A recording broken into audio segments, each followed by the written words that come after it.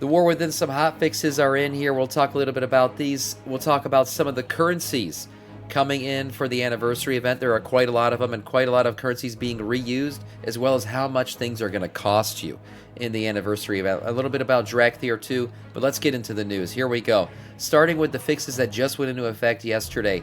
One big one that completely took me by surprise is the change to the crests in Mythic Plus. That's right. If you've been doing Mythic Plus, you already know that gilded crests were something that you couldn't receive unless you did a +9 Mythic Plus dungeon. Well, that's been changed. It's been reduced now to +8. That's right. So now your runed crests are now awarded from Mythic Plus up to 7, and then gilded crests will now begin at +8 Mythic Delves. So Mythic, I should say Mythic Plus. So that's really good. I think that's actually a nice change. +9 was getting up there pretty high, and I think they've actually found that this season has been a bit more difficult than how I would have considered the previous season of Dragonflight or the final season of Dragonflight. The dungeons are a bit harder. The things are a bit tougher to deal with. Some of the mechanics are a bit more intense, but Blizzard's working on some of that. Not only did they decrease the crest basically ranking for your Mythic Plus, but they also did some nerfing here. So buffs granted by Xal'atath's bargain affixes will now be 30 seconds rather than the previous 20 seconds. So that's when you do the mechanic. It actually gives you the buff. The buff will last 10 seconds longer than it previously had. Right, so Burning Viking, yeah, blurps are off. Xal'atath's Guile will now increase enemy health by only 10%, was previously 20%. So that's a nice little change there as well, decreasing the buff to your mobs that you're fighting against there. A few other changes: Dawnbreaker, Miss Atrantis Sight, Siege of Borealis, and Nurubar Palace, getting a few changes here and there. Besides that, some profession stuff. Furry Warrior and Demonology Warlock got some quick hotfixes as well. But that main thing is the crests here. The changes to crests was a nice little surprise there. Collectors rejoice. That's right, collectors rejoice, because if you guys remember, when we were doing PTR testing, it was originally found that you could collect other classes, transmogs, while you were questing or doing other things. Well, that has been re-implemented. It was taken away, and now it has been given back. So that's right. From now on, when you loot something, right, so say you're running a raid or a dungeon, and you loot something, you will, in fact, unlock that transmog, even though you cannot equip it. So if you got the Lawbringer's Bracers while running the new Blackrock Depths raid, you will, in fact, unlock that transmog for your paladins. Not only that, every time you complete a quest now, you will receive the transmog reward for all the items from the quest. And this is going to be retroactively fixed in the game.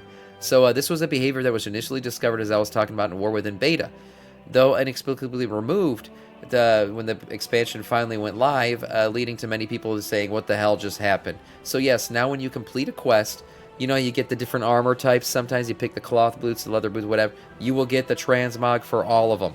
Yes. Yeah, holy shit, he remembered. Yeah, I did, yeah.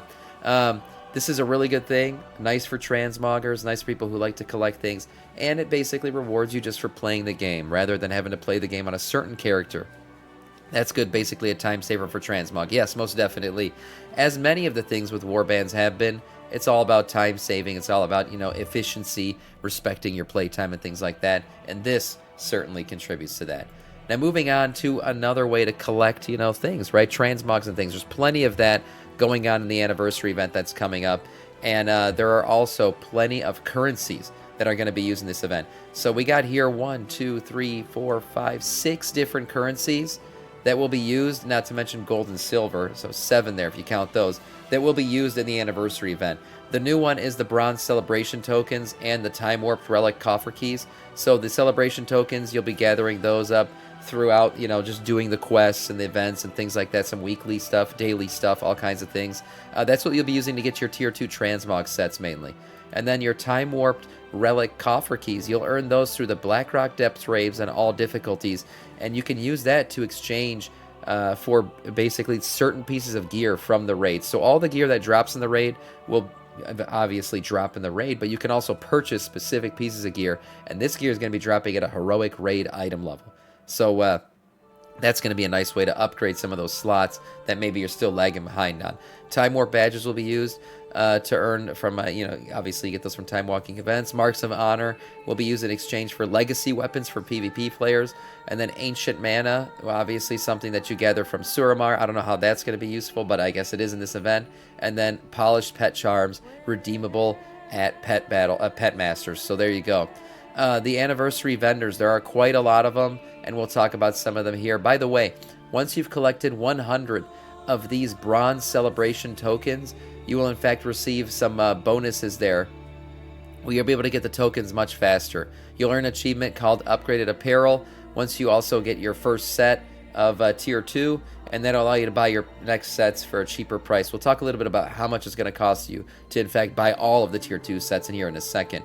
But moving down to some of these, different vendors here that you're going to find. For Tier 2 armor sets, you're going to get it from this Tauren girl called Treya. She's going to, give you these different Tier 2 sets. Again, it's going to cost you 60 of that new bronze currency that you're going to be earning for the first set, and then it'll be a decreased price from there on out.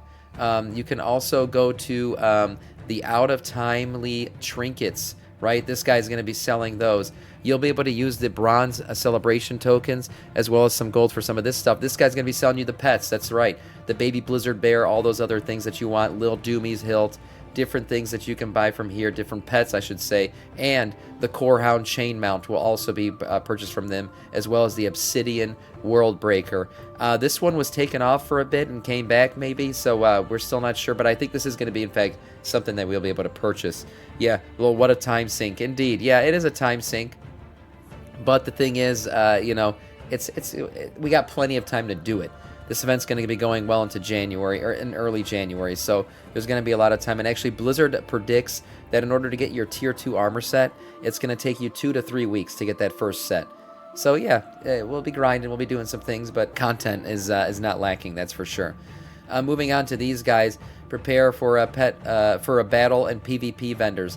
That's right, these guys will be selling you PvP stuff, the old weapons, old different looks for things. You'll be able to use marks plus badges to get these things.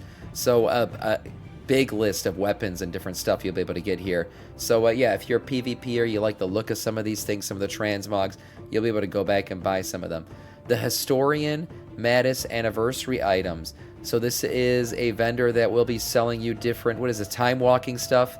That's right, and some other celebration things. So we got some back items, shield appearances, different things here, a mount as well. The Eladari Doomhawk will be able to be purchased here. You'll be using your bronze celebration tokens and some Time Warp badges for some of these things. She'll be selling you some old and new things, and she's a cool little troll vendor. That's fine, whatever. Moving on to some consumables as well, be able to purchase from her. So that's an interesting one.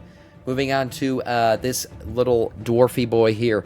He'll be selling you some things that drop from the raid. That's right. Remember we talked about the different items that can drop from the raid? Well, you can also vendor them, as I said, for some different, those Time Warp Relic coffer keys. So you'll be saving up those and using them to purchase specific items from the Blackrock Depths raid. Now, all of these things will drop. There are some items specifically that are vendor only. You can see here this dagger, these leather wrists. A few of these items are vendor only, but the majority of them will be able to drop. But you don't got to wait for them to drop if you don't want to. You want to get a specific item for a slot that you need to fix. This will be a good way to do it. Obviously, going and directly targeting certain items from the raid. Every single item that drops in the raid will be available to be purchased from this vendor for those new Time Warp Relic coffer keys. So that's pretty good. Shop at the Bodarmu, whatever this guy is. He uses Time Warp badges. That's right, for some different mounts, pets, and toys. You'll be able to purchase different things. The Reigns of the Freyfeather Hippogriff will be 5,000 Time Warp badges. I think a lot of people just have these banked. So many Time Warp badges that it's not going to matter. They could literally purchase all this stuff on day one. Some different armor and weapon type transmogs will also be able to purchase with Time Warp badges here. And then many other armor and weapons as well. Looking at the cost of these, 50, 125. I mean, these are pretty cheap. You'll be able to buy a lot of these things. These are older things, it looks like, and then some of these right here are a bit newer. The Doom Reaper Scythe. Okay, so some of these ones are the ones from, called SOD, right? So you'll be able to go in and get some of these through this vendor for some Time Warp badges. Some of these appearances are really cool, including that site that I mentioned. Different consumables as well can be purchased with Time Warp badges, so that's an interesting one. Heirloom upgrades can also be purchased here through this vendor, so that's pretty good if you're still getting those heirlooms. And then different reputations, the Argent Dawn. So these are all good reputations to get. Unfortunately, the PvP reputations have been pulled. Those were something that were previously going to be able to be purchased. That's no longer the case. And then last here, obviously getting this mount, everyone's going to want to get it. This is actually not something you're going to buy with currency. This comes with the achievement, the meta achievement, a cool 20 years. You'll have to do all these things. Mainly, it's just doing stuff in the event, right? Like getting one of the mounts right in the mount off challenge, participating in the fashion frenzy, doing some pet stuff, riding one of the balloons in the event. Just basically going around, doing all the things in the event. You will get a cool 20 years and get this mount for that achievement. This is a nice little one for you here. Sup Sam, screw you, YouTubians. What is up, Moishi? How's it going? Additional vendors here. Not sure what this guy's going to sell. Just some different stuff for the event, I guess. Candy. Yeah, this is just candy, different things, gifts, all kinds of stuff like that. Nice little things. I'm guessing these are going to be purchased with gold here. Rounding it all out, there's plenty of currencies, plenty of things to buy. But how much is the main thing going to cost you, right? The tier 2 sets.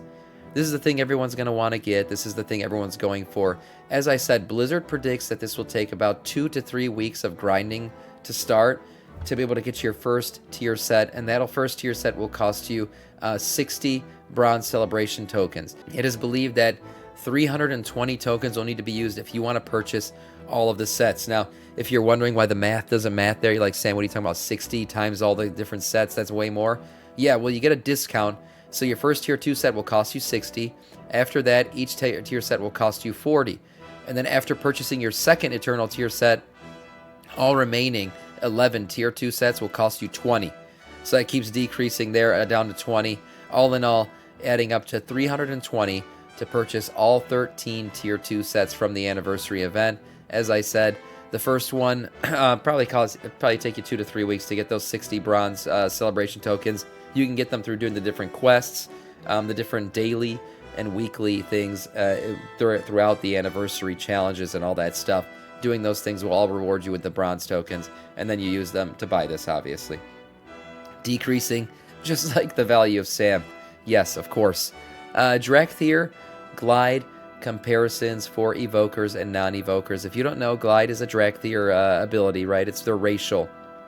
But it actually gets nerfed if you play anything other than Evoker on your Dracthyr. So the reason for that was pretty obvious. I think this Glide ability is actually pretty OP, and if you're a mage, hunter, whatever, in PvP, this would have been just a killer. Like, everyone would have had to play Dracthyr because this is just way too good. But here it is. Somebody broke down the speed, the math, and everything behind it. So for an Evoker, this is an 80% move speed increase, which is massive. But if you're playing as a non-Evoker, it is reduced to 43%. This means Evoker gliding is 25% faster than non-Evokers. So that's pretty good. But here's the thing. It's still really, really good to play as an Evoker from another class, because not only is this something, that obviously gives you a little bit of a movement speed increase, but it also is a knockback protection. That's right, and I actually didn't know this. It acts much like the Death Knight ability, that stops you from being knocked back from anything. That's pretty good. Death's Advance works the same way. So that's pretty nice for doing raid mechanics, Mythic Plus mechanics, different things like that. It's also a fall damage protection. So that's another good thing if you're an edgelord like myself and you're constantly falling off of ledges, or somebody from chat just happens to want to port you off a ledge. This is a nice way to survive those falls. This nice little video right here kind of shows you the difference in Evoker speed.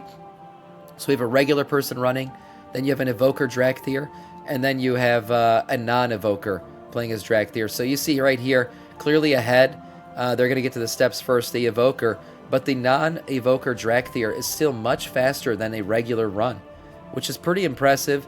This obviously will help in Mythic Plus, things like that. This also stacks, believe it or not. So if you're a hunter using a movement speed ability like Trailblazer, or you're a priest using Body and Soul, or Angelic Feather, this still stacks and increases those abilities as well. So, playing Dracthyr actually is, and using their racial glide, even though it's nerfed, beyond just playing Evoker, is actually one of the best ones in the game, probably.